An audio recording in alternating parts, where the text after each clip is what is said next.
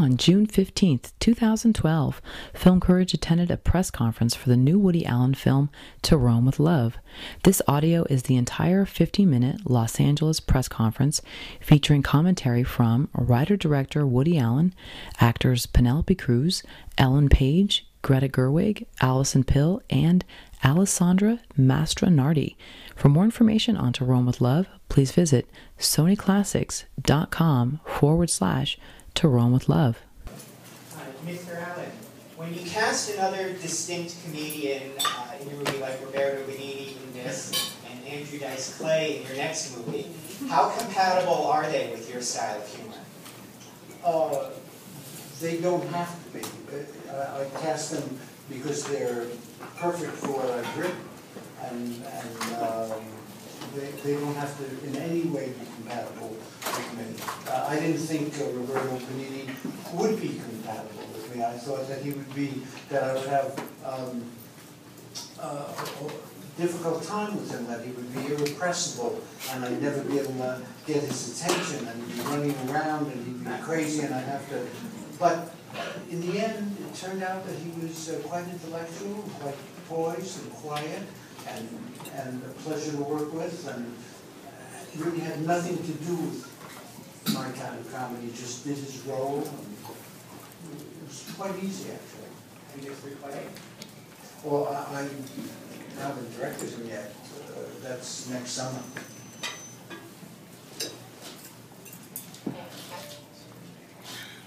Hi, Paul Fisher from filmmarketing.com. Mr. Allen, it's been a long time since we've seen you in front of the camera.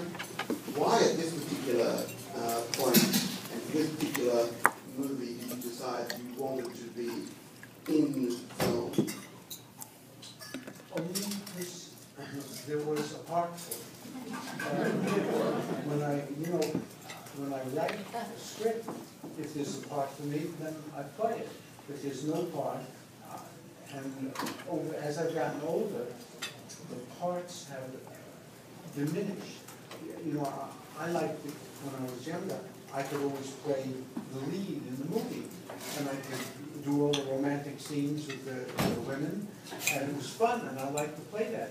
Now I'm older, and I'm reduced to playing, the backstage doorman or the uncle or something, and I don't really love that. So occasionally when a part comes up, I'll play it.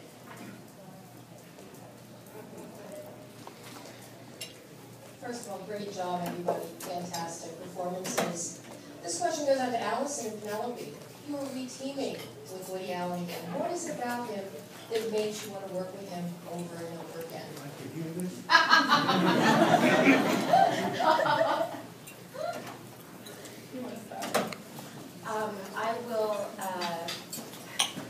I will work with this man anytime he asks.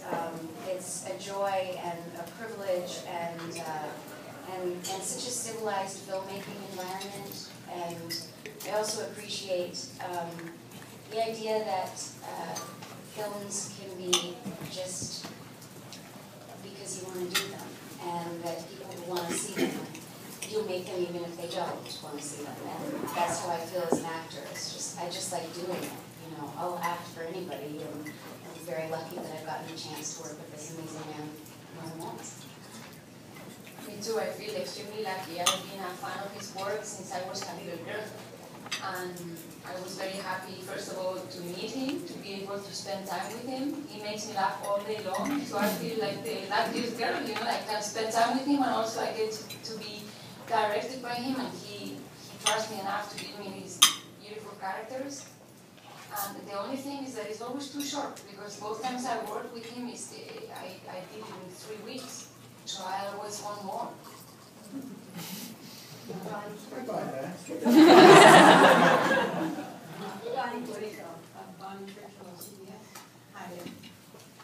I was wondering, one thing, I remember you once told me that you had a drawer and you pulled out the drawer and you looked at all the different ideas that you had, and you said, I think this is a good one. Is this one of the ideas that you had in your drawer?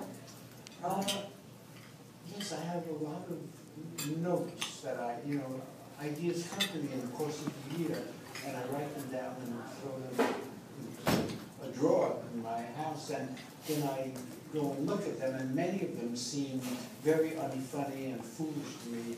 I can't imagine what I was thinking when I originally did it.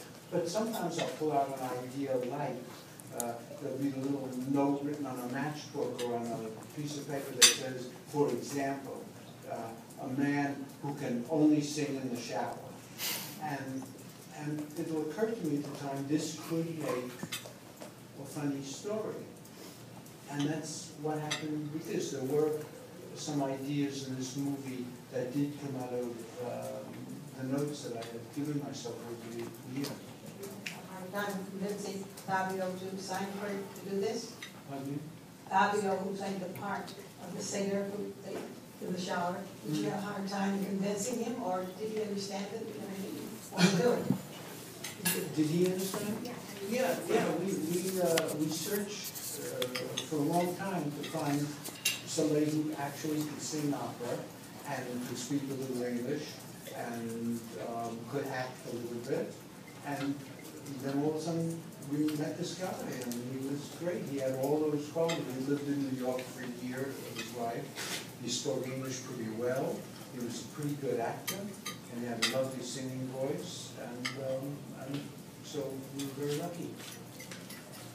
Okay, Angela. Mr. Allen, I wanted to ask you about, you've made some beautiful films, both here and overseas in Europe. And I was just wondering, what was kind of the inspiration for Rome? Was it, when did you decide that the setting was going to be there? And what is it about Rome that kind of appealed to you for the setting for this film? Well, there are two things. One is I have been talking about making a film in Rome for years with the people in Rome who distribute my films. They always said, come and make a film, come. And finally, they said, look, come and do it. We've been talking about it for a long time. We'll put up all the money necessary to make the film. And I jumped at the chance because I wanted to work in Rome. And it was an opportunity to get the money to work quickly and from a single source.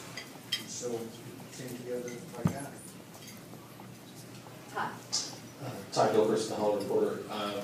Mr. Allen, is it an inevitability that if you shoot in Rome, you're going to eventually shoot in a location from 8.5 or a Fellini movie, or did you deliberately choose locations that sort of referred or were similar? It's probably inevitable because I didn't know Rome very well, and the art director went around finding pretty locations and interesting locations, and I have no idea if any of them had appeared in other movies. I mean, I was sure, obviously, if I was shooting at the Coliseum or something like that, it probably had appeared in 50 movies, and that would be true of a number of the locations. But I didn't really know where I was shooting, and many of the places I was seeing for the first time, and many of the streets. But it's really the art director who found all the beautiful locations we had. Scott, please. For Mr. Allen, so much of the film is a meditation on fame and accomplishment, and I'm kind of wondering what might have sparked the idea to focus the movie around that this time, and maybe then open it up to everybody else. Is how do you feel about fame in your own lives at this point? The fact that some of the film deals with that theme is post facto. I didn't think about that when I made the film. I thought, gee, it's a funny idea the guy sings in the shower. It's a funny idea that some guy wakes up one day and suddenly he's famous and doesn't really know why. And two young people come to Rome and they're just married and they get involved in a situation. I never thought of any thematic connection in any way. And that's all just an accident. That may have been something that was on my unconscious at the time, and it came out in some strange way. I myself feel about fame the way the character, where the chauffeur talks about it in the movie, that life is tough, and it's tough whether you're famous or whether you're not famous, And in the end, it's probably of those two choices, better to be famous. Because, you know, the perks are better. You know, you get better seats at the basketball game, and you get better tables and reservations prices, and if I call a doctor on Saturday morning, I can get them, you know, and there's a lot of things indulgences that you don't get if you're not famous. Now, I'm not saying it's fair, it's kind of disgusting in a way. But I can't say that I don't enjoy it. And there are drawbacks to being famous too, but you can live with those. They're not life-threatening. You know, if the paparazzi are outside your restaurant or your house, and actors make such a big thing of it and scurry into cars and drape things over, you know, you think they're going to be crucified or something. It's not a big deal. You can get used to that. It's not so terrible. So the bad stuff is greatly outweighed by the dinner reservations. Do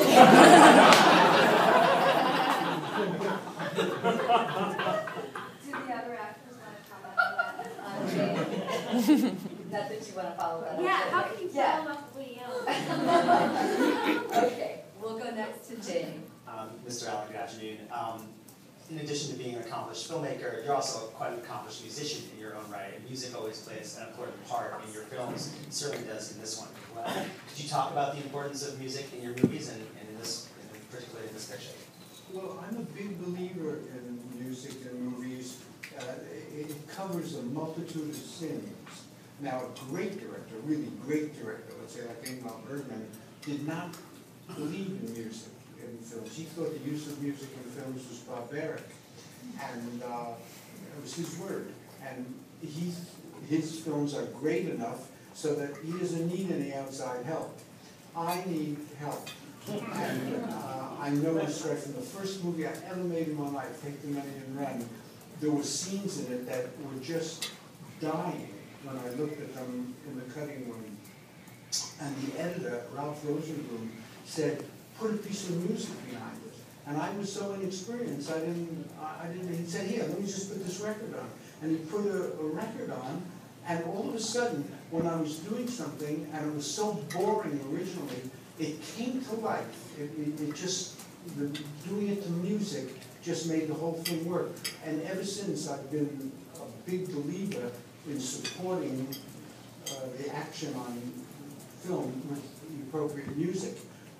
And it's gotten me out of a lot of jams over the years. So music for me is a very big thing in films, and I use it unashamedly, and I've used all the classics, all the great composers, both classical and Tin Pan Alley, and it's the most pleasurable part of the movie too. When you have a movie and you look at it and it's ice cold with no music, then you start dropping in a little George Gershwin or a little Mozart or a little, you know, something else, and things suddenly becomes lively and magical in front of you. It's a great feeling.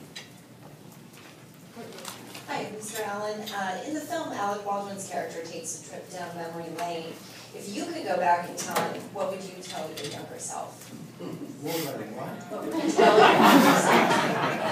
Would I tell myself? Yeah, what would you tell your younger self? Well, it would be, don't do that. You know, I would like to go back in time, but just for lunch. I would not like to live in the past, because there are all those drawbacks, as I mentioned in my other movie. You don't get anesthetic when you go to the dentist, you don't get antibiotics, you don't get, you know, the things that you're used to now, cell phones and televisions and things that are very convenient. It takes all year for the ambulance to come. You don't want that. But it would be fun if you could every now and then just meet a friend for lunch at Maxime's in Paris in 1900, or go back, you know, to 1870, just for a couple of hours, take a walk in the park, and then come right back to Broadway. Alan Silverman. Hi, Alan Silverman, Hollywood Bikes Radio. And this is for all of the actors, and not implying, Woody, that you're not an actor, but for the people who are working for you on this one. It's also been said about you about Woody Allen that he will tell you, just do it your way, do it in your own words. He's not precious about every word of the script being repeated as it was written.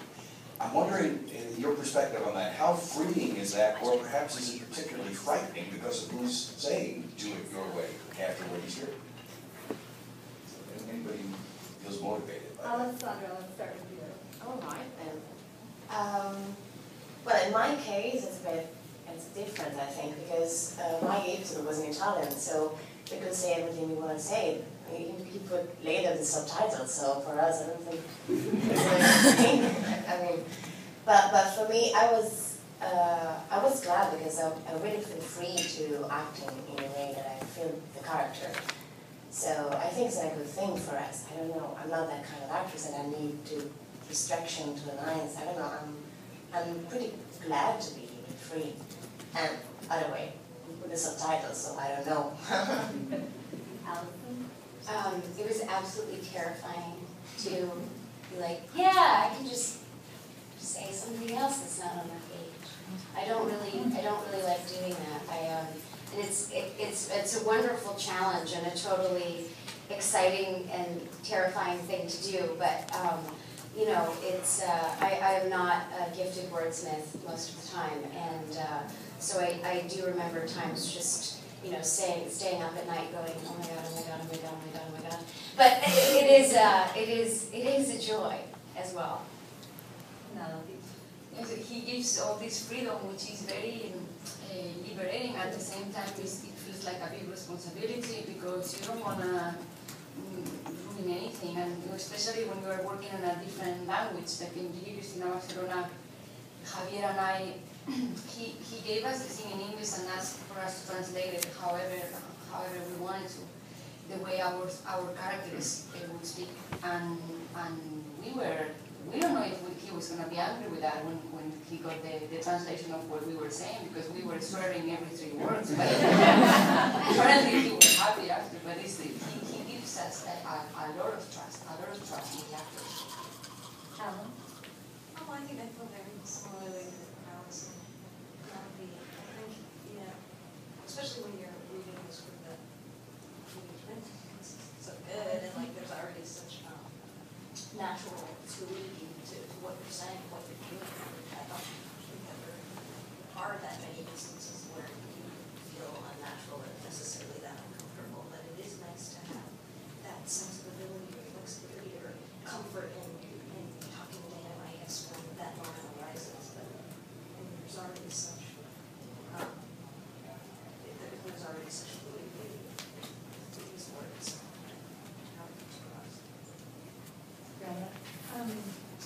I spent most of my life imitating characters in his movies, and so I, from the age of 11, was trying to talk like them, so my entire identity is confused with other characters' identities. So when he says be yourself, I'm like, but it's so fused with these characters that you've written.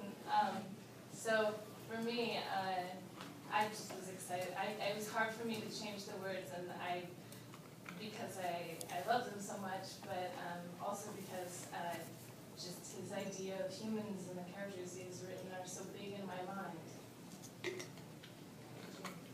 I have great faith in the actors, and when they improvise, you know, it always sounds better than the stuff I write in my bedroom, because I don't know what's going on. I'm alone, isolated in New York. Then we get on the set, and it feels different to the actors, and when they improvise, they make it, you know, they make it sound alive. In Vicky Cristina Barcelona, Javier and Penelope were improvising whenever they felt like, and they were speaking Spanish. I don't speak a word of Spanish, and to this day, there are scenes in the picture that I have no idea what they were saying. I just never knew. But you could tell they were correct by their body language and by the emotions they were going through.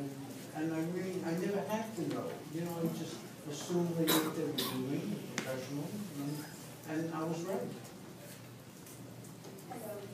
State your name, I'm sorry. Andrea Carrillo from Oi newspaper. In a previous question, Mr. Allen was talking about fame. I would like to hear from the ladies, what has fame brought to your lives? Alison. Okay, well, I don't know actually. I think that maybe in Italy we have a different kind of fame. So, if you are famous, if you are a very important person, and you call it a restaurant, maybe they reserve a dinner at that table for you. Maybe they do it, but just maybe watch it one time, not 2 times. So I don't know. We have a different relationship with fame. Personally, I'm not really famous. I'm not famous. I'm just an actress, and I'm working in Woody Allen's movie. Maybe I'm really lucky actress, but I'm working on it. Maybe I have to think about fame. I have to think about it. It's cool because we all have different levels of fame. So, Alison, what do you have to say? I mean, I just consider myself to be a working actor. I have no idea what people would, I mean, I'm not famous, I don't get stopped on the street, I just sort of do my thing and live my life. And I don't like strangers, so I wouldn't look forward to having to meet a lot of them at any one point. But that's about it. I just, I'm waiting for the day when somebody sends me a pet pig. That's it. That's all I want from pig. When people send me free stuff, I'm like, I don't know. What would I want? I want a pet pig. So if anybody knows anybody with a pig, I don't know. Then I'm famous and I want a pig.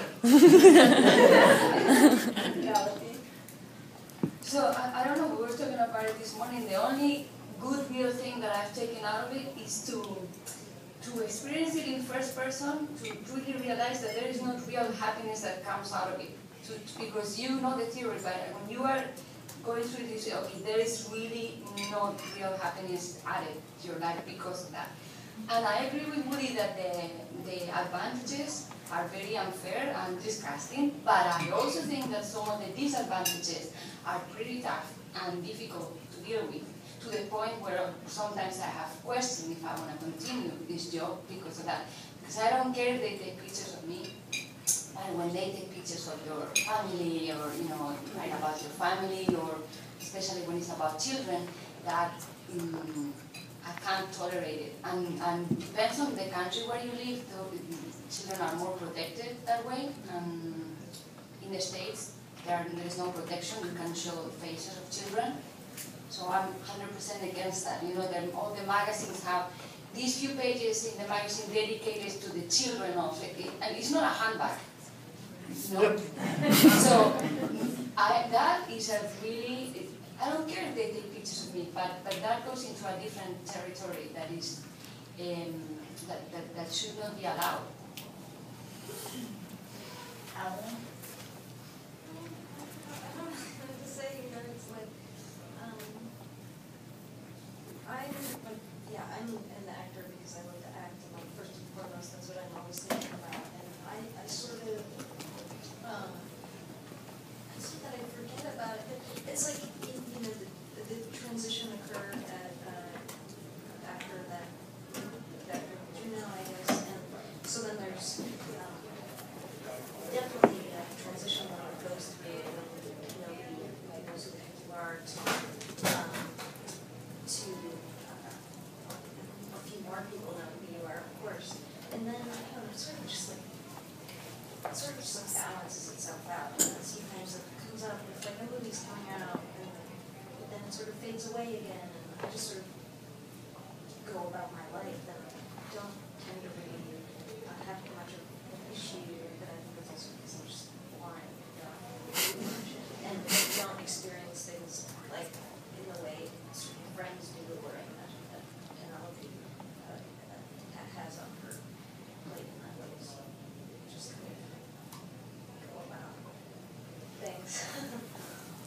Greta? Well, I feel like I'm not famous at all, but I do like, in New York, there's a certain quality, like Allison, I knew who you were in New York, and I saw know you yeah, on I know, the street, but I'd it's just- say Allison who was wrong. I call someone and I tell them. But then it's just like you knew each other too, I and knew, meditated in your house. Oh, So that's the other side of it. That's true. I do think there's a cool thing in New York where it's like a level of actor, like a lot of theater actors in New York, like they're not fancy people who get their pictures taken all the time, but I go to theater all the time and I know who they are, like comedians who do stuff at UCB or just like around, and you feel so proud that you live in a city where there's all these artists and they're under the radar in a way, and like, or like I, seeing like New York City ballet dancers on the subway, and you're like, I saw you in the Firebird, and you're so excited. I think that level of like artistic community and recognizing each other is really nice. But that's a different thing than Roberto Benigni. Okay, Brent Simon? Hi there, Brent Simon. This question is again for all the ladies. I'd be interested in, since the film really consists of these discrete narratives, and in large measure you don't work with one another, your ideas or impressions, your speculation about what the film, broadly speaking, would be about, and then your impressions now, assuming you've all seen it. Greta, I'm going to start with you this time. What we thought it would be about and then what it is? Right, assuming that you all, again, were only privy to the discrete narratives in which you took part and didn't read or have knowledge of the other portions of the script. I did read the other portions of the script. Okay. And there was a small, it was in the makeup. It's in the makeup trailer, and I was like, it was like sitting on a gold mine and not look. I was like, oh, I just had, and I loved the script, and I loved the movie. I thought it would be like it is. It's romantic, it's funny, it's full of mistakes and mishaps, but it's full of heart. There's something about Rome that feels like this movie. It feels like epic and light at the same time. I love it there. And I think the movie reflects Ellen? What did I think it was about? I had just read the line. I did not sneak a peek like, well, it was great. And by mine, I think hours. I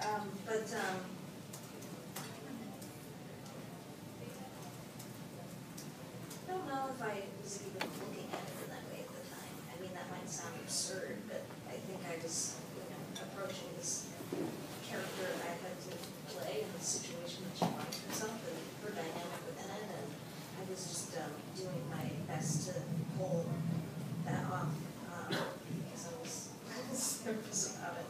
And yeah, in regards to, I was so pleased to see the rest of the film. I mean, I think Greta is so wonderful, and all this cast is just so astounding. Watching the film was, I think I agree with, I felt profound heart in it that I wasn't not expecting, but I felt so moved by each story, and I feel very privileged and very Thank you. Penelope? Same, I only read our story. I had no idea what the other three stories were about, and Sorry? Did you like how it came out? I love it. I've seen it twice now, and I love it, and it made me laugh so much, and I can't stop thinking about the guy that can only sing in the shower.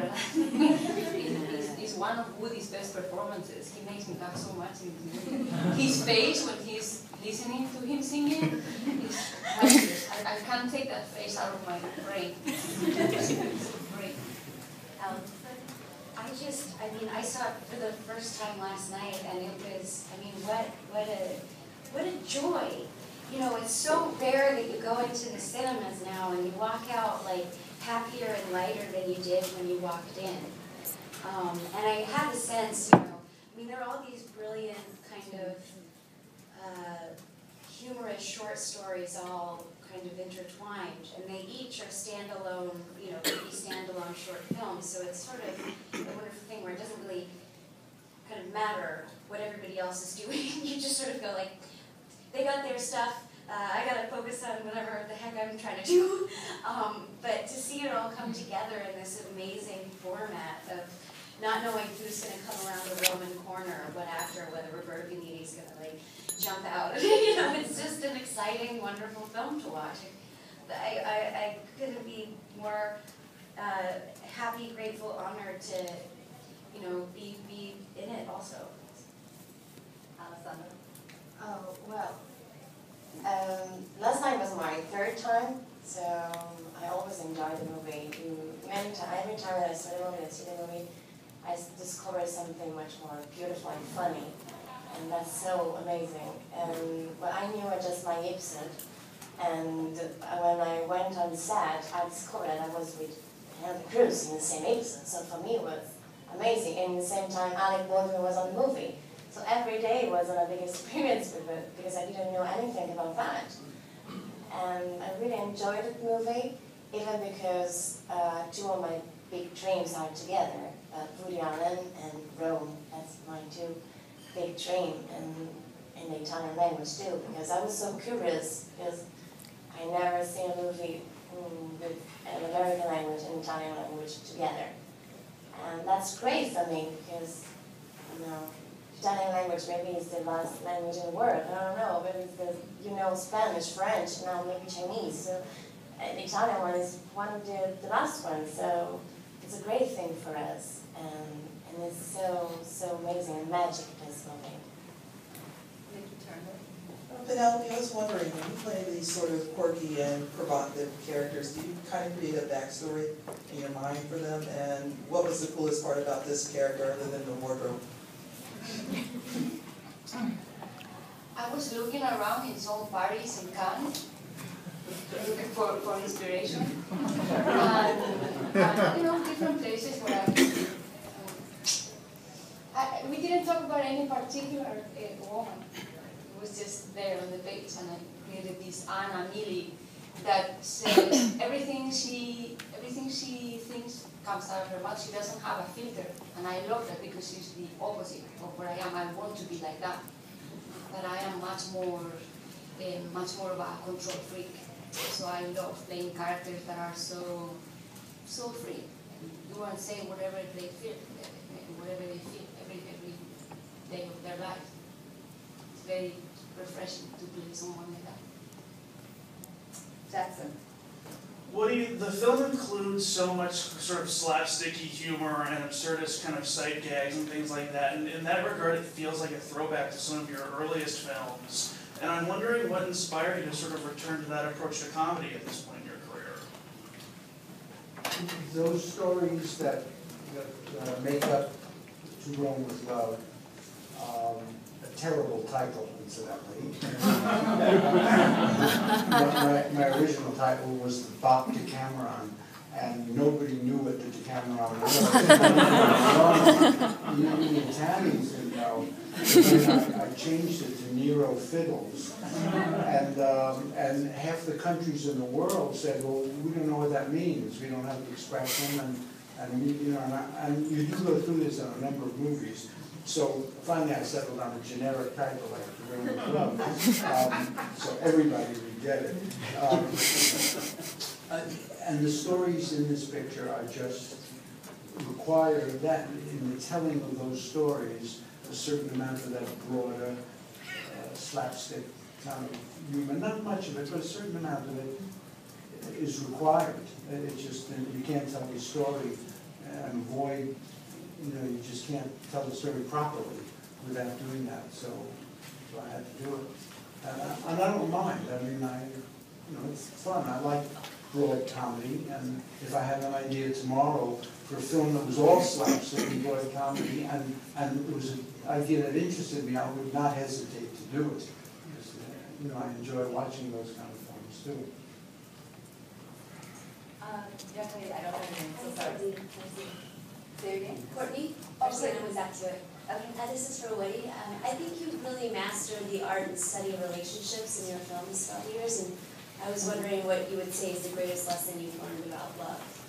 Now, wait a minute, you have to ask that, so I didn't hear you clearly. Just say it louder and move your lips. Okay. I think that you really mastered the art and the study of relationships throughout all your films over the years. And I was wondering what you would say the greatest lesson you've learned about love is.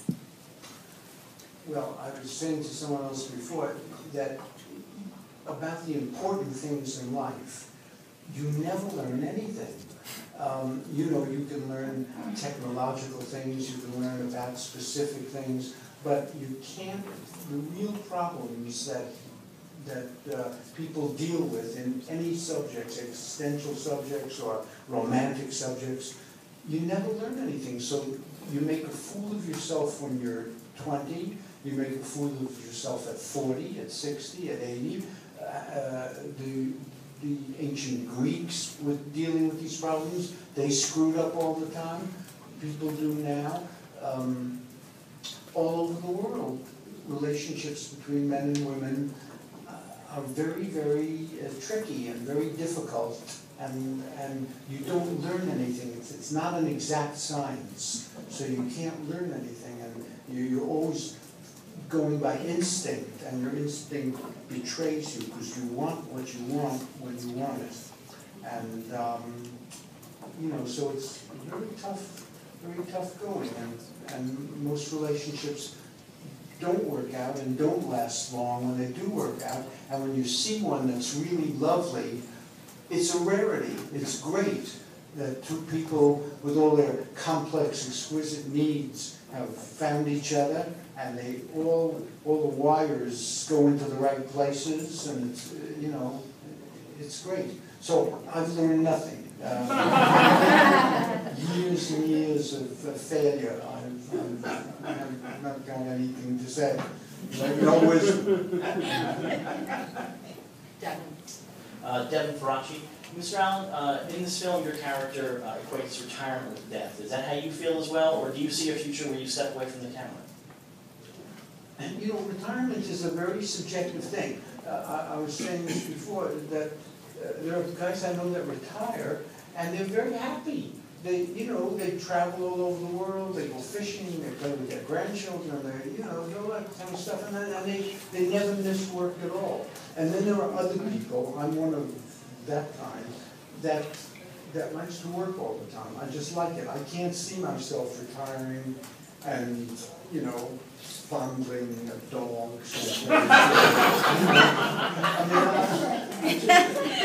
You know, I like to get up and work and go out and you know, I'm too intelligent, too much nervous anxiety or something. So I don't see myself retiring. Now maybe I'll suddenly get a stroke or a heart attack and I'll be forced to retire. You know, but if my health holds out, you know, I don't expect to retire. But the money could run out. You know, it could be that sooner or later, the guys that back the films get wise, and they say, you know, this is not really worth all the suffering, and stop giving you the money. And then, but I still won't retire. I don't think. I think I would still write for the theater or write books. I don't know your name, sorry. Keely Weiss, Good Paddle. This question is for Allesandra and Ellen and Greta. Having never worked with Woody Allen before and having maybe had some expectations or some things that you were excited about or hoped would happen or feared, what was the experience of working on this movie and working with Mr. Allen like for you?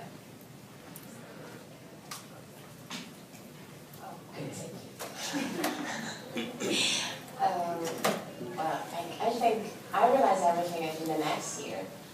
I know, I really don't. I really realized everything the next year because I don't believe in it. It's so amazing for me. It's so unbelievable. It's so weird in the same time. It's a big gift that you give to me and a great opportunity. And I didn't expect anything at the beginning. I was just in shock when he said to me. So the first day I'm looking on the floor all day and I didn't say anything. I just said yes, yes, yes. And I just do this. Because I was so scared and shy. I think you were amazing, but you know that. I didn't say anything either, right? No, exactly, I remember that. So we spent the first day, didn't see each other. We didn't see each other. We didn't talk with each other the same day. Right, I try and avoid the cast. Because they come up with these questions. And I either don't know the answer or don't want to give them the answer. So I avoid speaking to the actors as much as possible.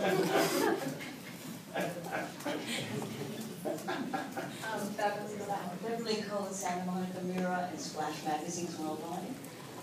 With all the films that you've directed, produced, written, starred, and all the awards you've received, all the nominations, is there one film that's always haunted you? That's the film that you can never forget? That I never made? No, that you made. Is there one film that's just the most memorable for you? You know, when you make a film, it's like a chef who works on a meal. After you're working all day in the kitchen and dicing and cutting and putting the sauces on, you don't want to eat it. And that's how I always feel about the films. I work on it for a year. I've written it, I've worked with the actors, I've edited it, put the music in. I just never want to see it again. And when I begin a film, I always think that I'm going to make The Bicycle Thief or Grand Illusion or Citizen Kane. And I'm convinced this is going to be the greatest thing that ever hit celluloid. And then when I see what I've done afterward, and just I'm praying that it's not an embarrassment to me.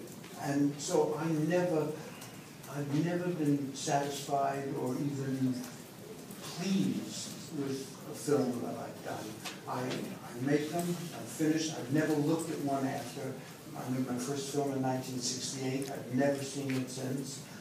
I just cringe when I see them. I don't like them because there's a big gap between what you conceive in your mind when you're writing, and you don't have to meet the test of reality. You're home, you write, and it's funny, and it's beautiful, it's romantic and dramatic, and then you have to show up on a cold morning, and the actors are there, and you're there, and you don't have enough of this, and this goes wrong, and you make a wrong choice on something, and you screwed up here, and you see what you get the next day, and you can't go back. And there's such a difference between the idealized film in your mind and what you wind up with, that you're never happy. You're never satisfied. So for me, I've never liked any of them. And I'm always thankful that the audience bails me out, and some of them they've liked, in spite of my disappointment. Even Annie Hall? Even Annie Hall? Annie Hall, let me tell you, when Annie Hall started out, that film was not supposed to be what I wound up with. The film was supposed to be what happens in a guy's mind, and you were supposed to see a stream of consciousness in his mind. And I did the film, and it was completely incoherent. And nobody understood anything that went on, and the relationship between myself and Diane Keaton was all anyone cared about. And that was not what I cared about. That was one small part of another big canvas that I had.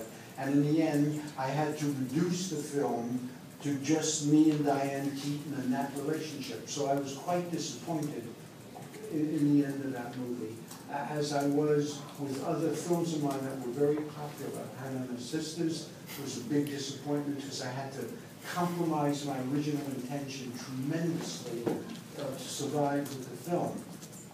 So you're asking the wrong person. When you see us up here, and we made the film, and we're here in California promoting it, and everyone's saying what a thrill this was, and how great it was to work with this person, and how, you think we made Citizen Kane.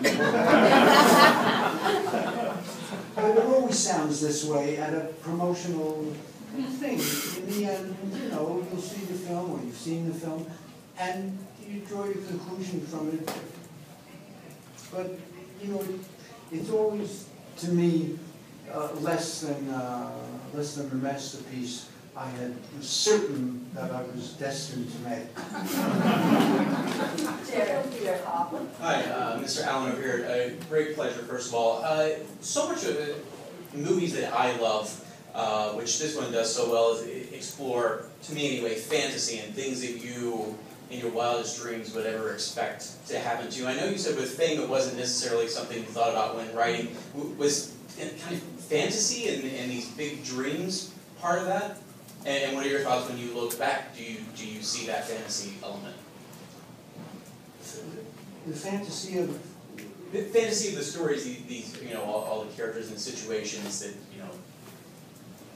kind of are larger than life to each of them. The big question of what if this happened? If I met this architect who I admire so much, if I invited him back for coffee, Yes, you're able to do this in film. And real life is generally much duller and inevitably sadder most of the time. But in film, you control everything that's going on, so you can indulge the most fantastic, romantic, escapist kind of feelings and fantasies. You can do anything you want. So that's why it's very seductive and pleasurable to earn your living making movies, because you're not living in the real world. You wake up in the morning and you go to work, you're surrounded by women like this, and scintillating guys who are handsome and witty and gifted, and you make up stories, and everybody's got costumes, and the music's beautiful, and you live your life, not in the real world, and you create something that's completely fabricated and escapist, and and it's great, but it's not real, but it's fun. It is fun to do, but it's the only place you can do it is in fiction. Okay, Jay Fernandez. Hi, Jay Fernandez, IndieWire. Ellen, I wanted to ask you, I felt like I saw you do something in this character that we hadn't really seen you do before. Can you talk a little bit about whether there was anything new that you found to explore in here as a performer or personally? Well, I mean, maybe what was nice was I actually felt really nervous and intimidated, partially obviously because of working with Woody, even though I remember when Marion Cotillard when we were promoting Conception, which we whether she, I think, had just finished shooting a film or was shooting Midnight in Paris, and just was completely amazed with how much she loved working with Woody. And I recall her talking just so sincerely excited about working with him. But I was grateful and also taken aback by the role that he was asking me to, or perhaps put.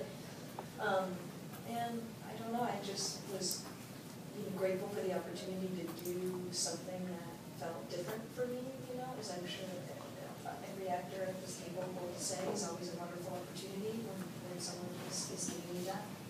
And just sort of went with it and did my best. And hopefully it worked out okay. That was awesome. Thank you. It's going to be the last question. I know we can spend all day with these wonderful people, but last question, Carl. Hi, Carl Kozlowski with Pasadena Weekly, Big Hollywood. Mr. Allen, was wondering, throughout your career, for a long time you were saying, I believe for decades even, that you would never leave New York to make a film, and then suddenly in the last 8 or 10 years, you've had this whole vibrant array of places you've gone to, and I was wondering, what do you think that you've gained from doing that, and it also seems that your films have had a more upbeat and fun tone to them in a lot of ways the last few years. Do you feel that Europe has fueled that, or is that unrelated, just coincidental to the moods of your film? Yeah, it was strictly financial. I was going to make, the first one started was Match Point, which was not a really up.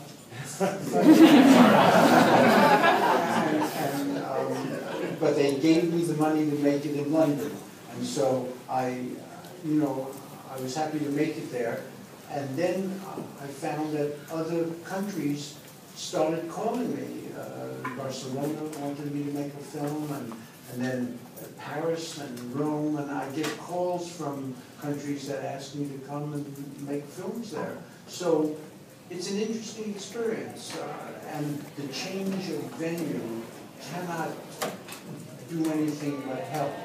I made, I don't know what, 30 pictures in New York, 40 pictures in New York or something. I can't remember how many, 35. And then suddenly you find yourself, you're working in London or Barcelona or Rome, and the necessity of accommodating to these exotic new surroundings forces you into areas that you would not have otherwise explored. And so you make films, and it gives it a certain freshness and exuberance, and I've been lucky. The films that I've made in foreign countries have been coming out good. And I'm sure the fact that I'm not making them in New York has been one contributing factor. I think Match Point would have worked in New York. I had originally written it for New York. But doing it in London, I don't know what it was. Gave it a certain freshness. I wasn't, again, shooting in Central Park or on Broadway or Park Avenue. And that alone made a contribution, just as Rome in this picture, the scenery and the very Roman sensibility makes a contribution to the picture that's beyond anything I can contribute to it. It's just pleasurable for the viewer to watch a story unfold in that atmosphere. So, as long as that works for me, and they keep putting the money up, I'll do it. Thank you all so much.